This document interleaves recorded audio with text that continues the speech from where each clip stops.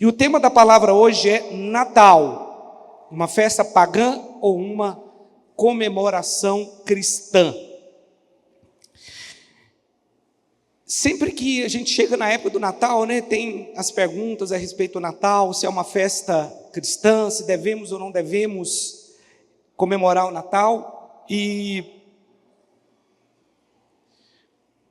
o Natal, como nós conhecemos, essa festa, que acontece em muitos países no mundo inteiro, de muitos países até param para comemorar, nós sabemos que foi uma festa que ao longo do tempo foi sendo deturpada com alguns elementos que foram entrando nessa festa, que foram trazidos de outras festas pagãs.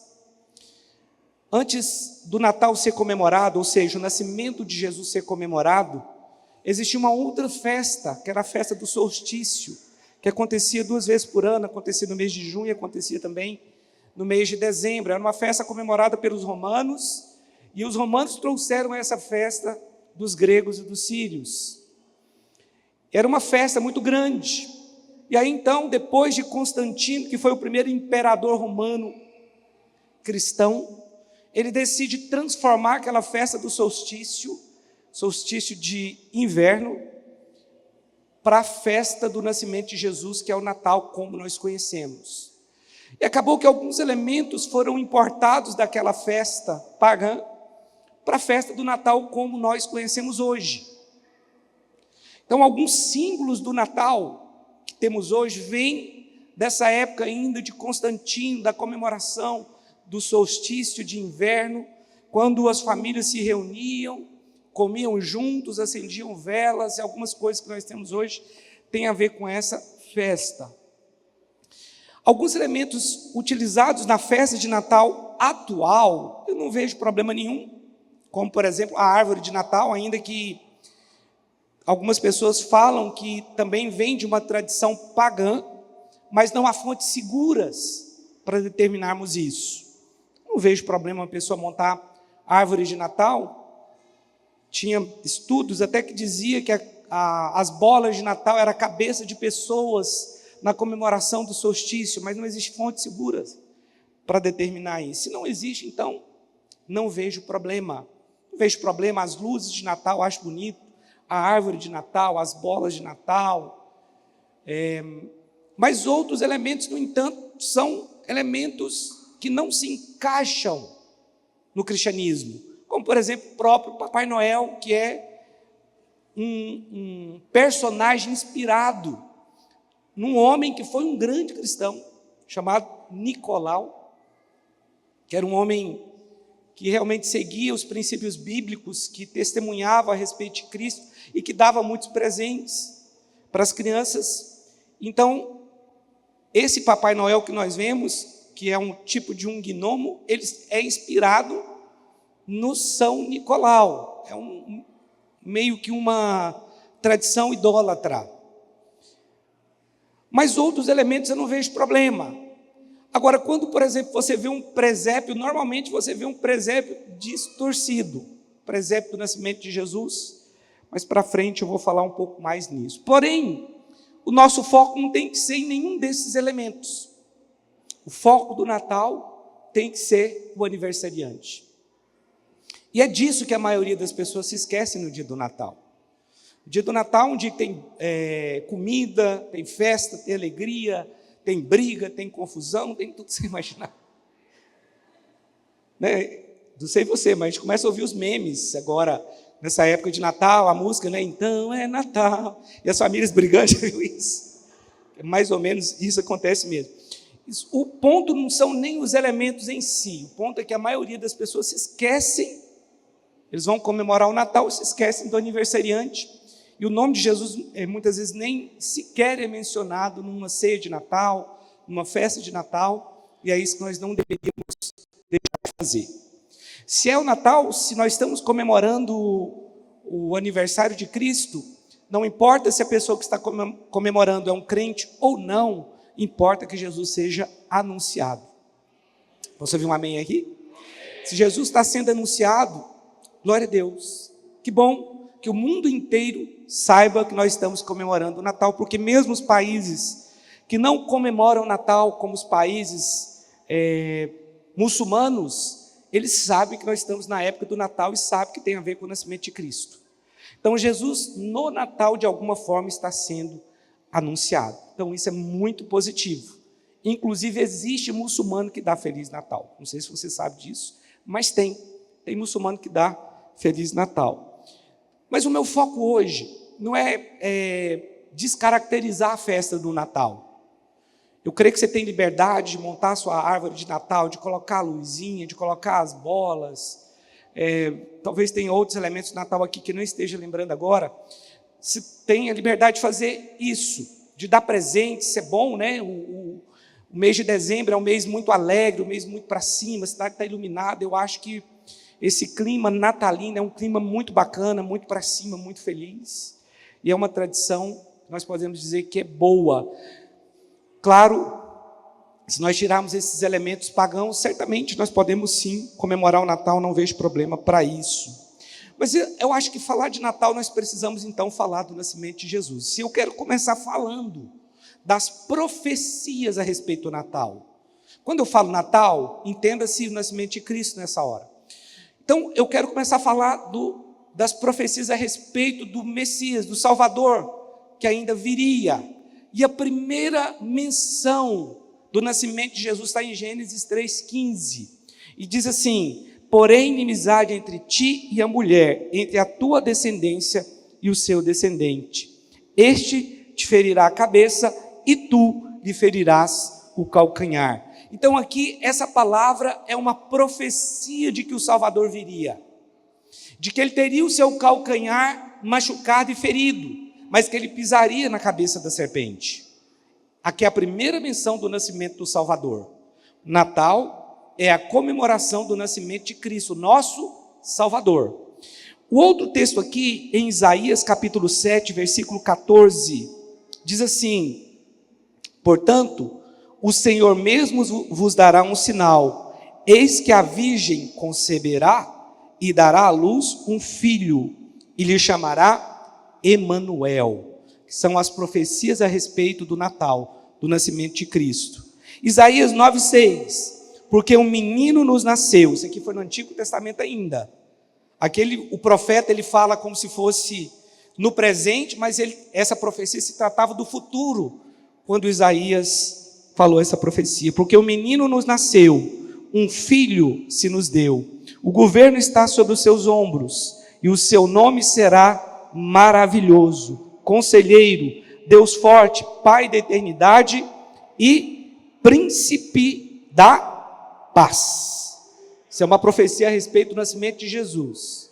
E a maior profecia a respeito de Jesus está em Miqueias capítulo 5, verso 2, que diz assim: e tu, Belém Efrata, pequena demais para figurar com um grupo de milhares de Judá, de ti me sairá o que há de reinar em Israel, e cujas origens são desde os tempos antigos, desde os dias da eternidade.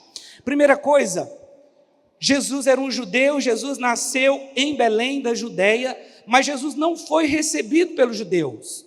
Até hoje os judeus esperam que esses textos aqui, do qual eu citei, se cumpra.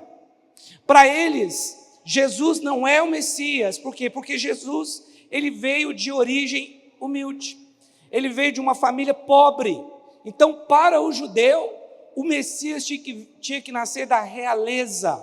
Ele tinha que ser um príncipe. Por isso, até hoje, os judeus não acreditam que Jesus é o Messias.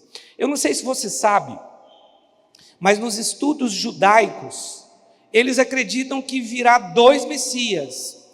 O Messias, que eles chamam Messias ben Iosef, que é o Messias pai de José, e o Messias ben Davi, que é o Messias pai de Davi. O Messias pai de José, eles acreditam que será um Messias sofredor. E o Messias, segundo Davi, o pai de Davi, será um Messias triunfante, um rei. Você vê que eles têm uma escatologia até, de certa forma, correta. Só que eles não acreditam que esse Messias ben Iosef já veio. Ele veio na forma humana e sofreu por nós. Eles só erram em relação ao tempo, porque o Messias a qual nós esperamos agora é o Messias que vem para reinar. Porque quando Jesus pisar na terra, na próxima vez ele vem, implanta o reino milenar e reina por 1000 anos nessa terra. Estão entendendo? Agora o Messias sofredor, que é o Messias Ben Yosef, que é o Messias pai de José, segundo eles, já veio. Nós o conhecemos, ele é Jesus. Amém? E não é um outro Messias que virá para reinar, é o mesmo Jesus. Messias que veio no passado em forma humana e morreu pelos nossos pecados, agora virá como rei. Ele virá como rei e vai implantar o reino milenar, um reino de paz. O problema é que tem muitas profecias que elas se cumprem em Cristo como Messias, mas outras profecias ainda não se cumpriram. Por isso os judeus também não acreditam, porque essas profecias se cumpriram parcialmente.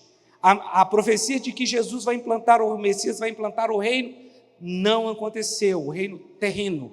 Porque o reino que Jesus trouxe da primeira vez é um reino espiritual. Nós reinamos, Jesus reina através de nós, a igreja. Mas o reino terreno ainda vai acontecer. Quando o diabo estiver preso, for preso, e 1000 anos de paz acontecerá sobre a terra.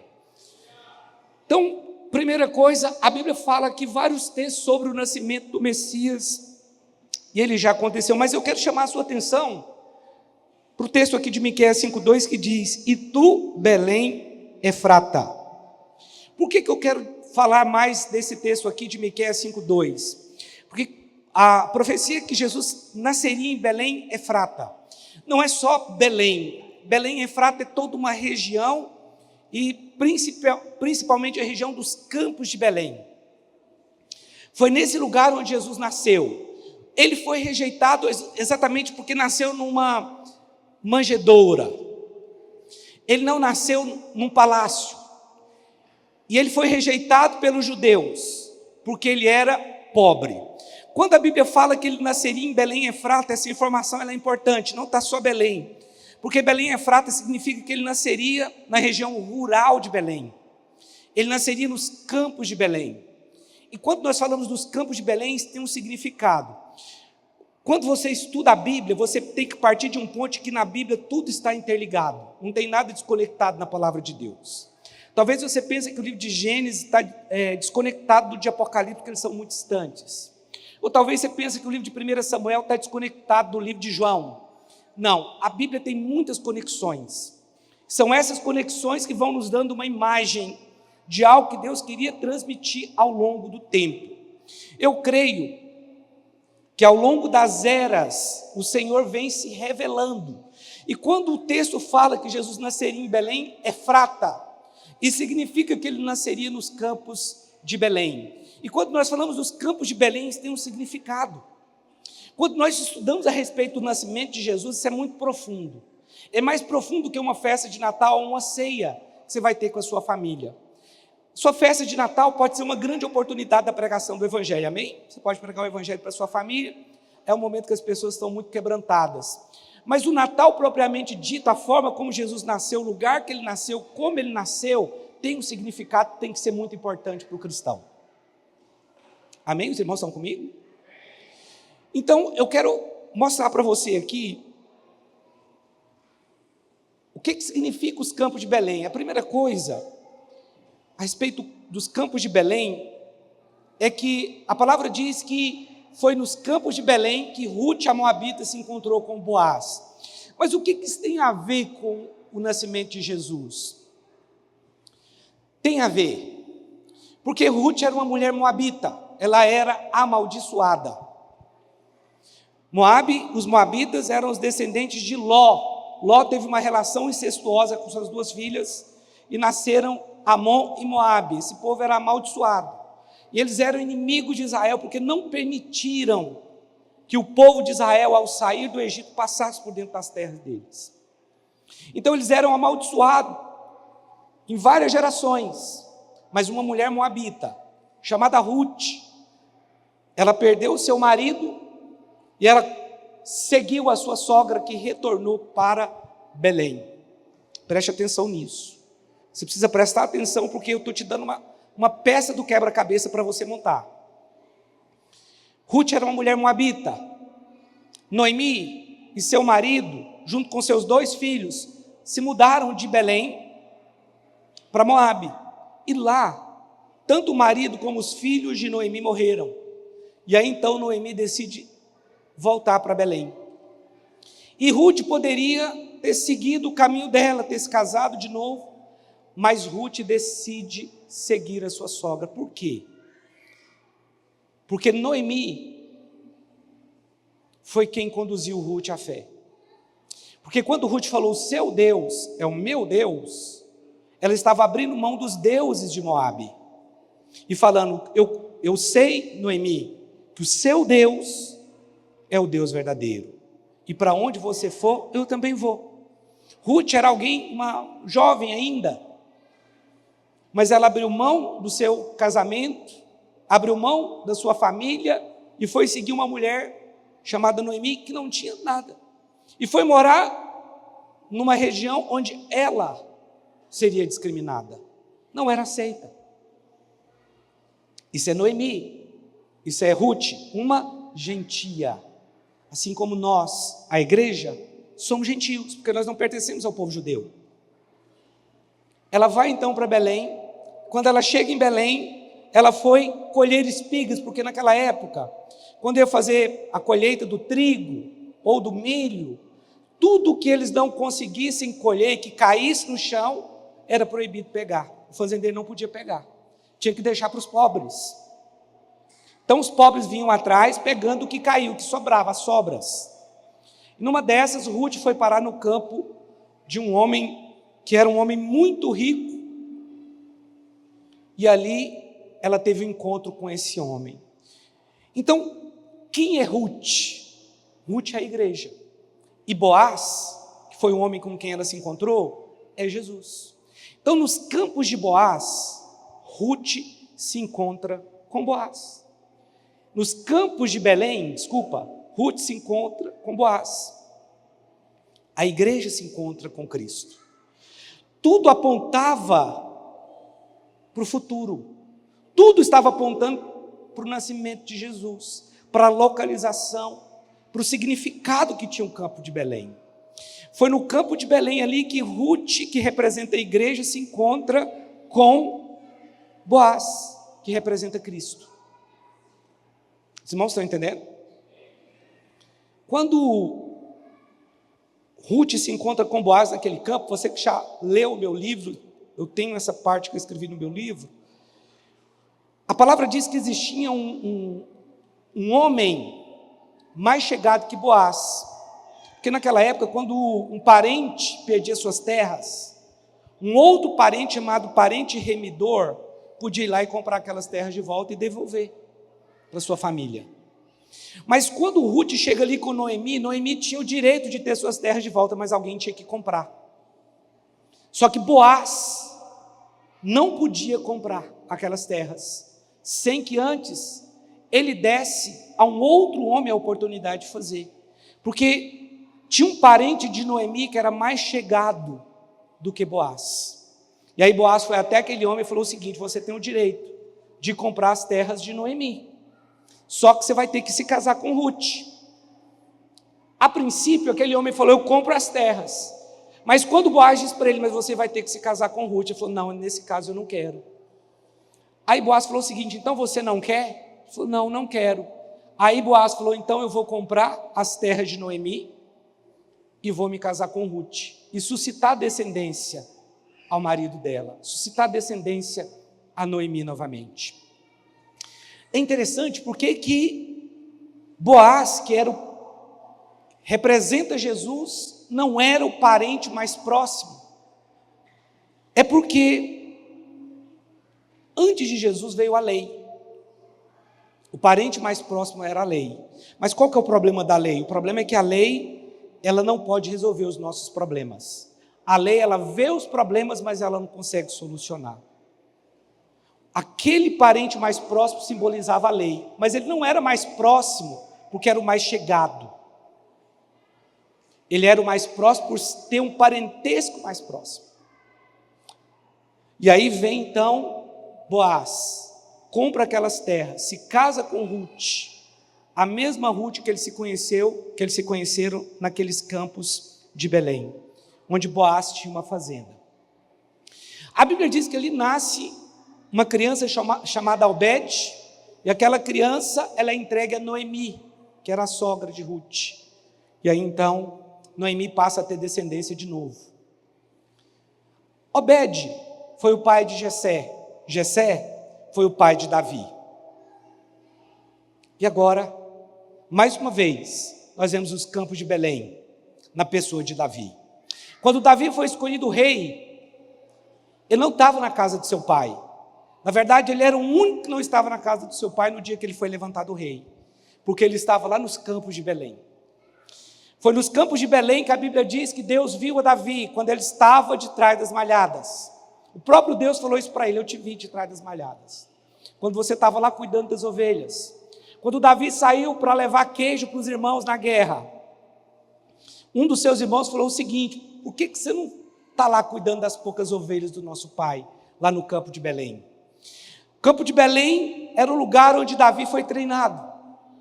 Foi lá que ele teve as suas técnicas sendo aprimorado. Foi ali que o maior rei de todos os tempos de Israel treinou. Foi lá que ele matou leões. Foi lá que ele matou ursos. Foi nos campos de Belém. No mesmo lugar que quase 600 anos depois Jesus nasceria. Naquele lugar ali, os campos de Belém, foi onde Deus viu o maior rei de Israel de todos os tempos. Quando Jesus nasceu, nos campos de Belém, o lugar ali era o lugar onde os pastores pastoreavam as ovelhas, os rebanhos, os cordeiros. E por que eles faziam isso? Porque Belém é uma cidade que fica a 8 quilômetros de Jerusalém. E lá nos campos de Belém é onde estavam os cordeirinhos que seriam sacrificados no templo. Então os pastores, eles ficavam ali pastoreando, cuidando daquelas ovelhas, e quando o sacerdote vinha para comprar a ovelha, para comprar o cordeiro, eles examinavam o cordeiro nos campos de Belém, e quando aquele cordeiro era declarado puro, sem defeito, eles pegavam aquele cordeiro, enfaixavam o cordeiro e seguravam o cordeiro e colocavam aquele cordeiro numa manjedoura. Pegava outro cordeiro, fazia a mesma coisa e ia colocando na manjedoura. Por quê? Porque ele não podia ter nenhum osso quebrado. E os campos de Belém têm muitas pedras, montanhas. A partir do momento que ele era declarado puro, ele não podia mais andar, porque ele corria o risco de andar aquele cordeiro e quebrar a perna. Mas eles tinham que levar aquele cordeiro puro para o sacrifício lá em Jerusalém.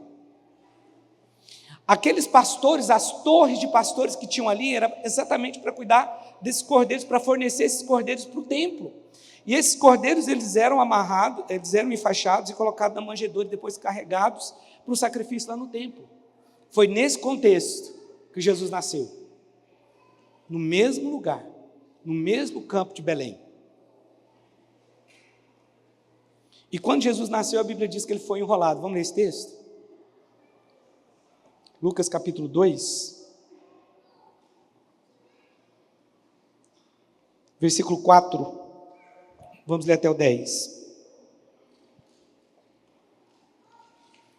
Lucas capítulo 2, verso 4. José também subiu da Galiléia, da cidade de Nazaré, para a Judéia, a cidade de Davi, chamada Belém, por ser ele da casa da família de Davi, a fim de alistar-se com Maria, sua esposa, que estava grávida. Estando eles ali, aconteceu completarem-se-lhe os dias, e ela deu à luz o seu filho primogênito, enfaixou e o deitou numa manjedoura. Manjedoura é um nome sofisticado para aquilo que o goiano conhece como coxo de animais, porque não havia lugar para eles na hospedaria. Havia naquela mesma região pastores que viviam nos campos e guardavam o seu rebanho durante as vigílias da noite. Então perceba que O próprio Jesus também foi enfaixado numa manjedoura, numa faixa, e colocado numa manjedoura. O mesmo que os sacerdotes faziam ao carregar aqueles cordeiros que seriam sacrificados ali no templo, também aconteceu com Jesus. Então você vê várias conexões do campo de Belém com o nascimento de Jesus. É muito mais profundo que uma festa de comida e bebida, o Natal. É muito mais complexo. Porque Jesus, ele nasce de uma maneira diferente da maioria. Ele nasce, é colocado numa manjedoura. A Bíblia diz que os pais caminharam de Nazaré até Belém, 140 quilômetros, e chegou o tempo dela dar à luz. Ela deu à luz, enfaixou aquela criança e colocou numa manjedoura. Quem foram os primeiros, depois dos pais, a ver Jesus? Os pastores. E talvez a mensagem que foi dada pelo anjo aos pastores, talvez essa seja a mensagem do Natal. Talvez seja isso que nós deveríamos focar e nos preocupar ainda mais. Vamos ler o versículo 9 agora? E um anjo do Senhor desceu aonde eles estavam, e a glória do Senhor brilhou ao redor deles, e ficaram tomados de grande temor. Aqui está falando dos pastores. O anjo, porém, lhes disse: não temais. Qual que é a mensagem de Natal para você? Não temais. Você está com medo? Ah, pastor, estou com medo da economia. Não temais. Estou com medo do Lula, do dólar. Não temais. Esse aqui que tem que dirigir nossa vida. Essa é a mensagem do Natal. Aqui está a mensagem do Natal. Não temais. Mas ela não para aqui. Não temais. Você está com medo de quê? De uma enfermidade? Não temais. E aqui diz: eis que vos trago o quê? Boa nova. O que é o Evangelho? Boas novas. O Evangelho é eu subir aqui e acabar com a sua raça? Talvez algum dia eu farei. Você sabe que tem pessoas que gostam mesmo, assim, de pastor que bate muito, que acaba com eles? Sente bem, eu não sei porquê. Mas não é a mensagem que o anjo trouxe. Primeira coisa, não temais. Porque vos trago boa nova. Isso aqui é o Natal. De grande alegria. Não temais. Pode aplaudir. Eis que vos trago boa nova de grande alegria. Se alegre. Então o Natal é um tempo de você se alegrar. Eu fico feliz quando eu vejo as luzes. Não sei qual foi a motivação de colocar as luzes, se foi comercial, se não foi comercial. O que importa para mim é que Cristo seja anunciado. Eis que trago boa nova de grande alegria. Imagina aquela manifestação celestial, os anjos, milhares de anjos se manifestando, os pastores, os primeiros a ver. Meu irmão, é isso aqui que pastores têm que pregar. Não temais, eis que vos trago boa nova de grande alegria. Está aqui o que nós temos que pregar. O que tem que fazer parte do sermão no domingo? Ah, pastor, mas existe o outro lado. Não, é lógico que existe, mas o Evangelho é isso. O Evangelho é isso. O Evangelho não é, o cristianismo não é fazer você ficar triste porque você teve que abrir mão de determinados vícios ou comportamentos errados que você tinha.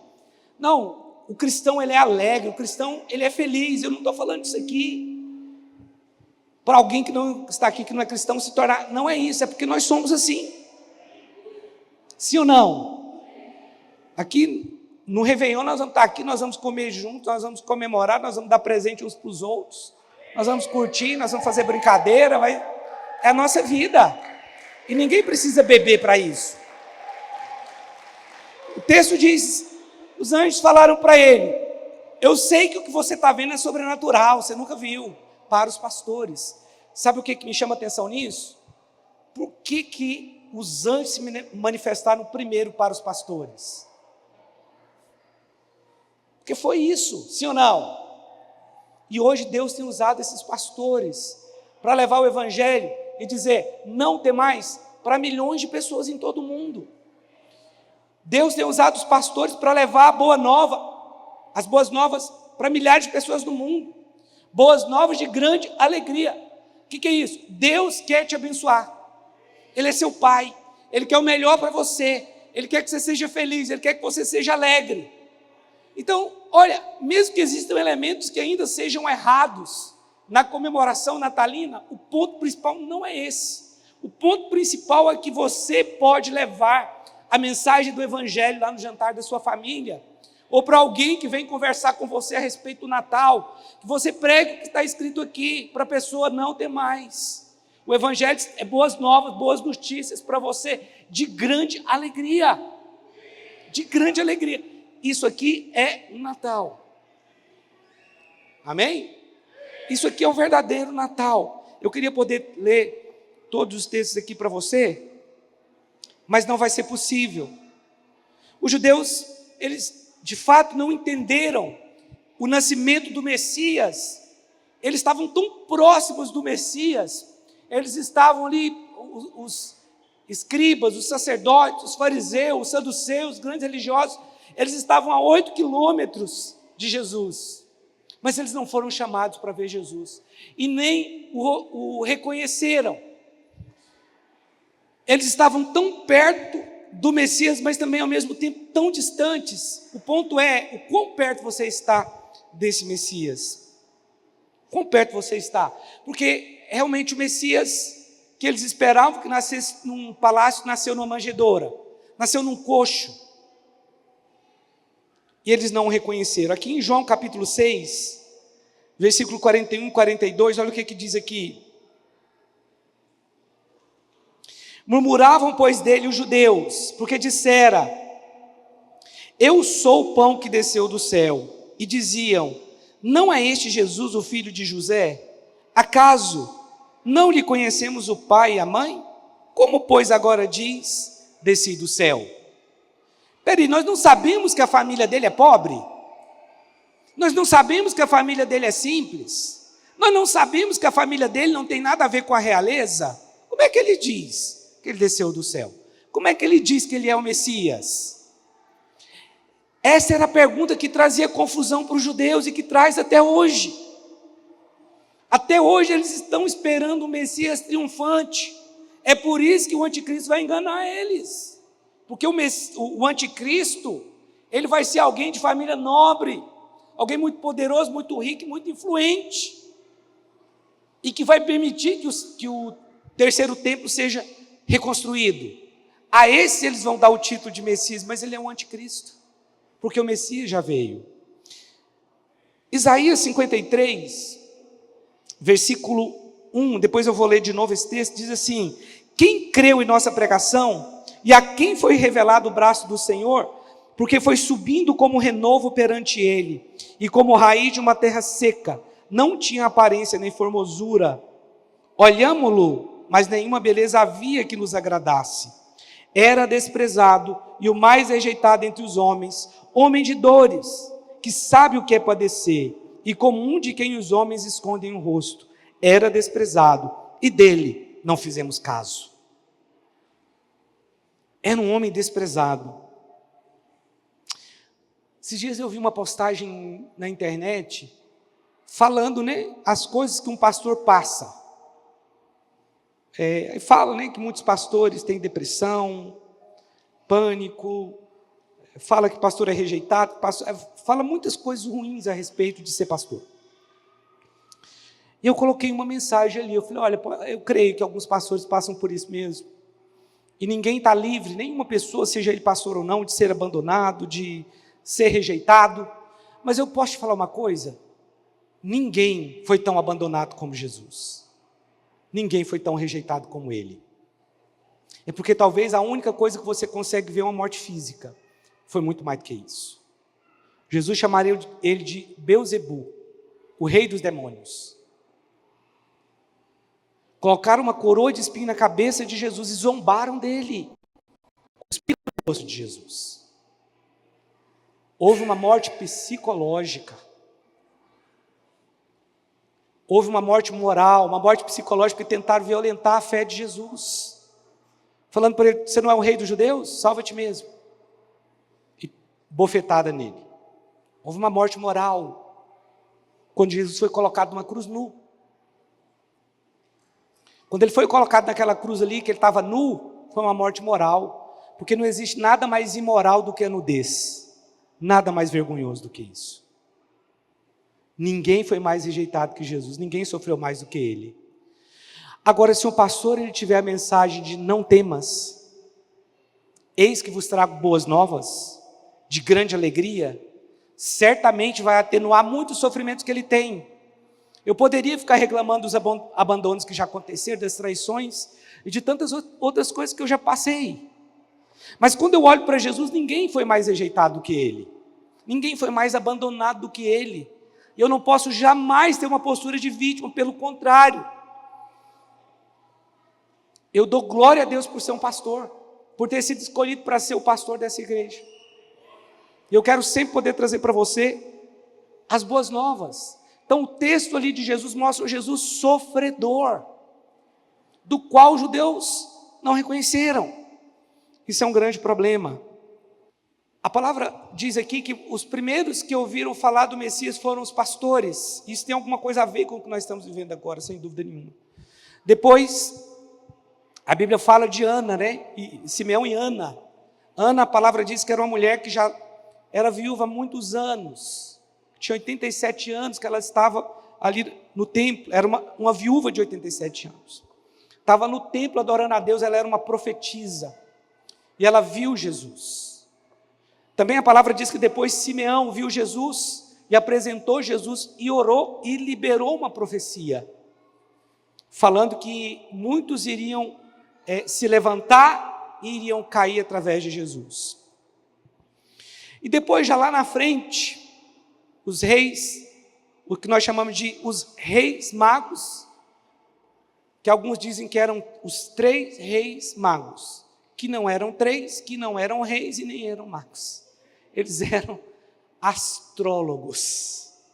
É isso que eles eram. Ah, pastor, mas eles têm até nome. Não, mas não está na Bíblia. Não é? Isso foi meio que uma tradição que inventou o nome deles, né? Baltazar. Alguém sabe os nomes? Baltazar, eu sei que é o nome de um deles. Mas eles não eram 3. Talvez por causa dos presentes que eles trouxeram, eles falam que eles eram 3. Então, quando você vê no presépio, teve um dia que a gente viu um presépio, eu e a Poliana, tinha porco no presépio. Sabe que porco não entrava em Israel, né? Animal imundo. Mas até porco tinha no presépio lá. Porque o que o presépio mostra? Um Jesus numa manjedoura e esses magos do Oriente chegando com os presentes para entregar para ele lá na manjedoura. Mas quando os presentes foram entregues para Jesus, ele tinha certamente mais de 1 ano de idade. Ele já morava numa casa, né? Porque quando Herodes mandou matar as crianças, ele mandou matar de 2 anos. Então pode ser até que Jesus tinha muito próximo de 2 anos de idade, quando ele recebeu a visita dos magos. É uma controvérsia, a gente não sabe muito bem. E falando em magos do Oriente, eu queria falar sobre o símbolo da identidade de Cristo. Quero falar sobre os presentes que Jesus recebeu. A Bíblia fala que eles receberam o ouro, o incenso e a mirra. Mateus capítulo 2. Vamos ler a partir do versículo 1. Mateus capítulo 2, versículo 1, diz assim: Tendo Jesus nascido em Belém da Judéia em dias do rei Herodes, eis que vieram os magos do Oriente a Jerusalém, e perguntavam: onde está o recém-nascido rei dos judeus? Porque vimos a sua estrela no Oriente e viemos adorá-lo. Tendo ouvido isso, alarmou-se o rei Herodes e com ele toda Jerusalém. Para aqui só um pouco. Por que ele alarmou? Foi o rei Herodes que alarmou? E toda Jerusalém. Naquela época, quando pessoas nobres saíam do seu país, eles saíam com uma caravana muito grande. E essa caravana era tão grande, que toda Jerusalém ficou alarmada. Ficaram pensando: por que eles estão aqui? Por que uma caravana tão grande, pessoas tão nobres, estão aqui. Era muita gente. Muita gente. E a Bíblia fala que eles vieram seguindo uma estrela que desapareceu. Nós não sabemos quem eram essas pessoas, mas eles vieram do Oriente, do lugar onde hoje talvez é o Iraque, o Irã, aquela região ali da Babilônia. Eles vieram caminhando, talvez fossem os judeus que ficaram na época que eles foram dispersos, na época que Nabucodonosor conquistou Jerusalém. Não sabemos quem eram eles.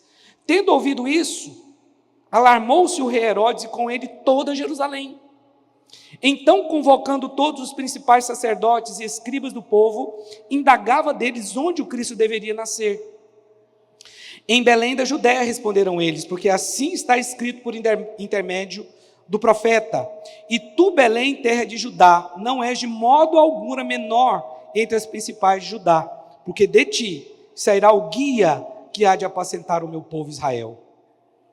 Com isso, Herodes, tendo chamado secretamente os magos, inquiriu deles com precisão quanto ao tempo em que a estrela aparecera. Então a estrela apareceu lá na Babilônia. Eles ficaram meses caminhando.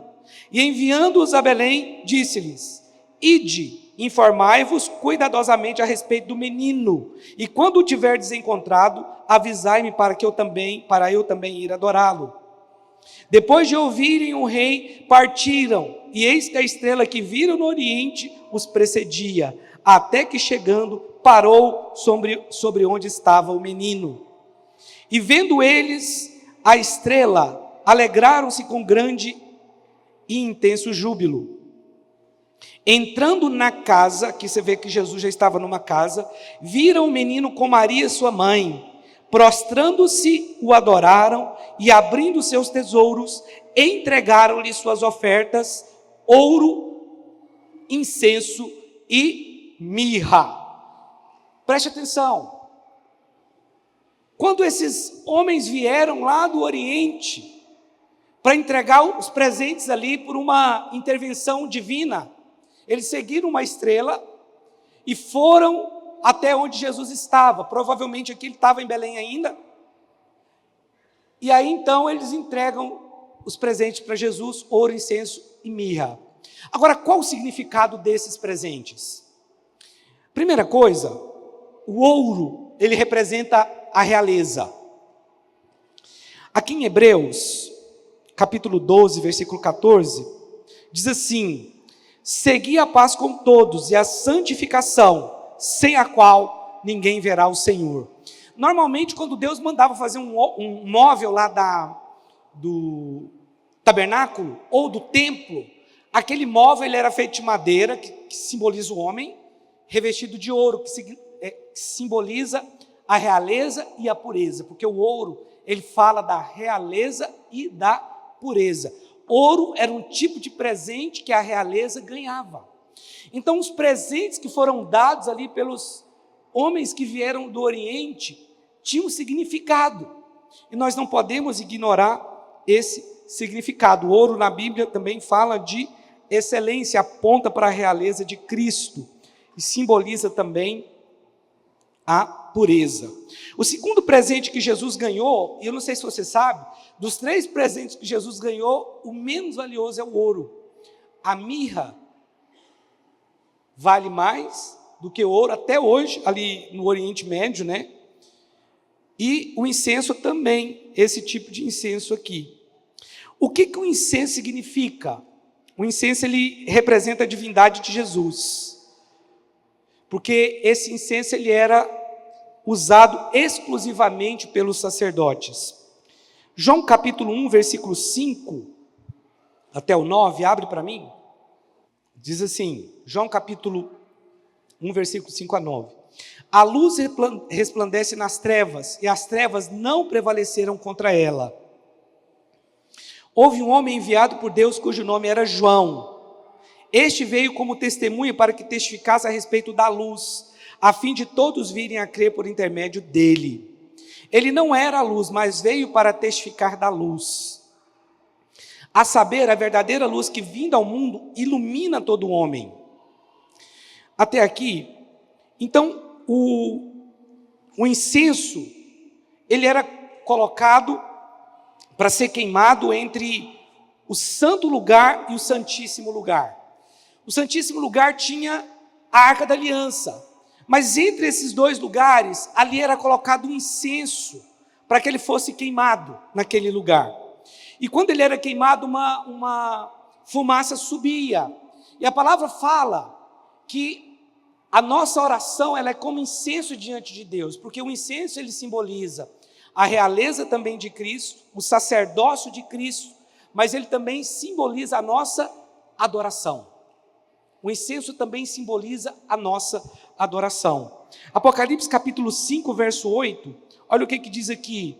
E quando tomou o livro, os 4 seres viventes, os 24 anciãos, prostraram-se diante do Cordeiro, tendo cada um deles uma harpa e taças de ouro cheias de incenso, que são as orações dos santos.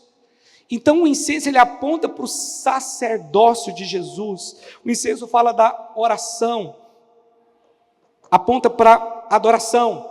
Mas o incenso também, ele era perfumado. Aqui em 2 Coríntios capítulo 2, verso 15 diz: porque nós somos para com Deus o bom perfume de Cristo, tanto nos que são salvos, como nos que se perdem.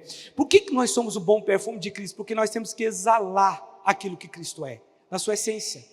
Nós temos que exalar a bondade de Cristo, a fidelidade de Cristo, o caráter de Cristo, o amor de Cristo, a unção de Cristo. Por isso nós somos o bom perfume de Cristo. Por isso que quando você dá um abraço em alguém, tem que ser Cristo abraçando aquela pessoa. Ela tem que ficar com o seu cheiro. Você já abraçou alguém cheiroso, ficou com o cheiro dessa pessoa? É bom, né? As pessoas precisam sentir o cheiro de Cristo através da sua vida. Nós somos o bom perfume de Cristo. Fala para o seu irmão, você é o bom perfume de Cristo. Então, onde você andar, você tem que deixar essa marca, esse cheiro, esse bom perfume. Mas, por outro lado, o incenso também fala das nossas orações. O incenso, ele aponta para as nossas orações.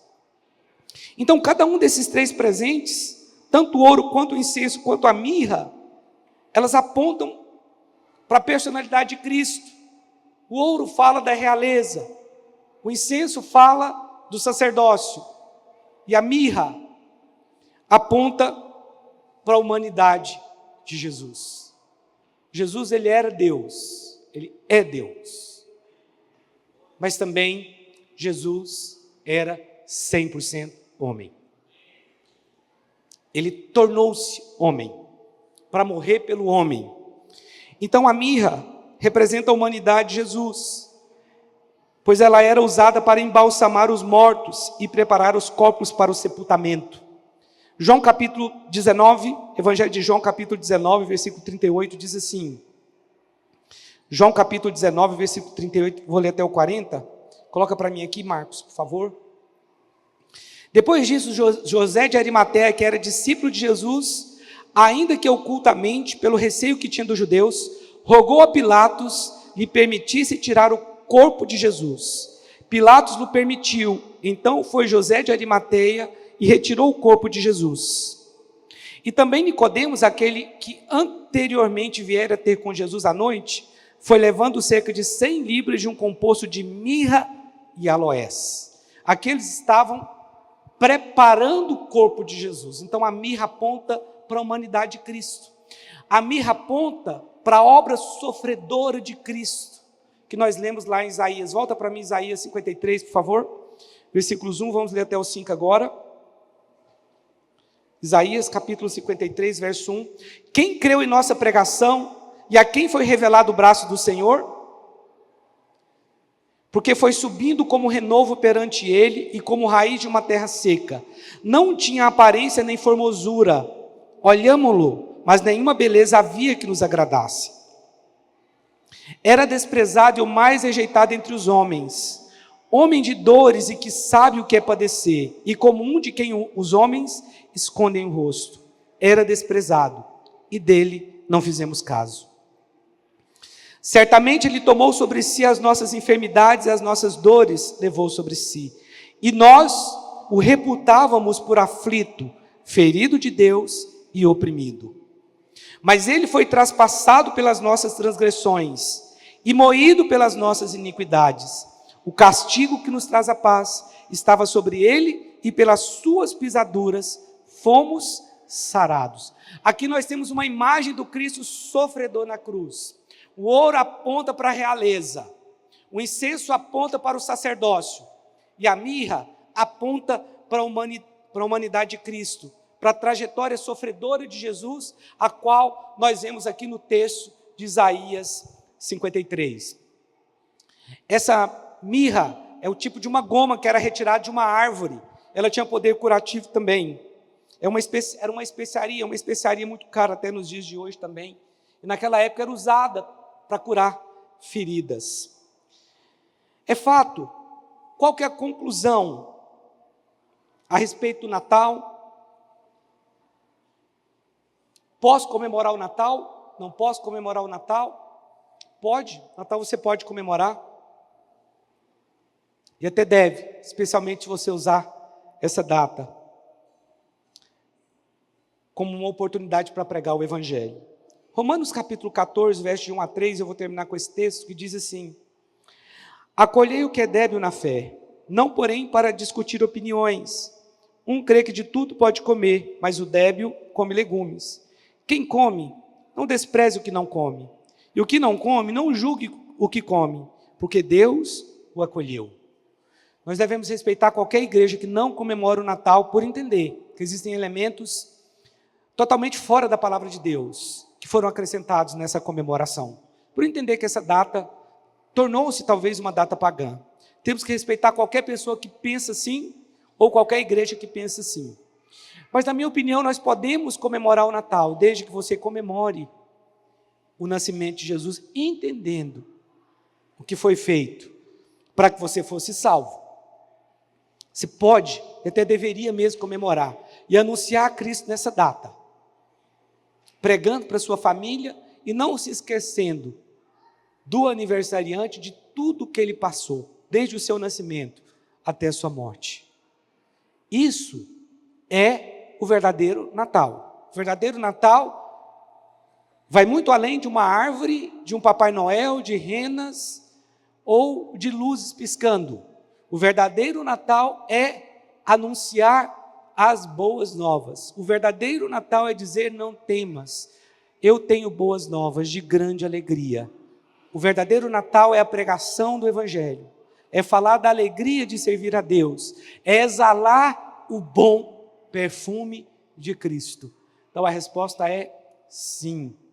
Comemore o Natal, abençoe as pessoas que estiver na festa do Natal, no fim de ano.